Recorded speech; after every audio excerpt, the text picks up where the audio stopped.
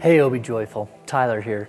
This Sunday, we're going to start a whole new series that's going to take us through the summer that's looking at the first part of Genesis, the first half or so of Genesis. And I think we often approach specifically the creation account in Genesis looking to have our how questions answered. Primarily the question of how am I to interpret this? Is this something I need to read literally? Is this 7 literal days? Or am I supposed to interpret this metaphorically? And when we do that, what we end up getting caught up in is kind of reading it almost like it's some sort of a science textbook that is answering questions of, how many days did it actually take?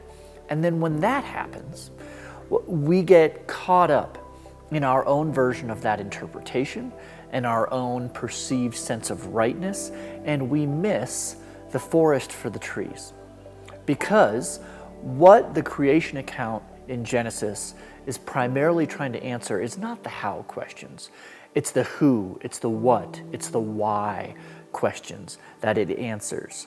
It is painting for us this picture of our Trinitarian God, of His qualities, His kindness, His creativity, His power, what He cares about. It also answers some core fundamental questions about who we are as people created in the image and likeness of God. That is the Imago Dei. And then it answers questions of how are we to relate to God? How does God relate to us? And those are the big questions that Genesis 1 has to answer for us. And so I invite you to come along with me this Sunday as we look at that and we open up this kind of big can of worms of creating a foundation upon which our entire worldview, our entire understanding of ourselves, our entire understanding of God, our entire understanding of how we are to operate is based.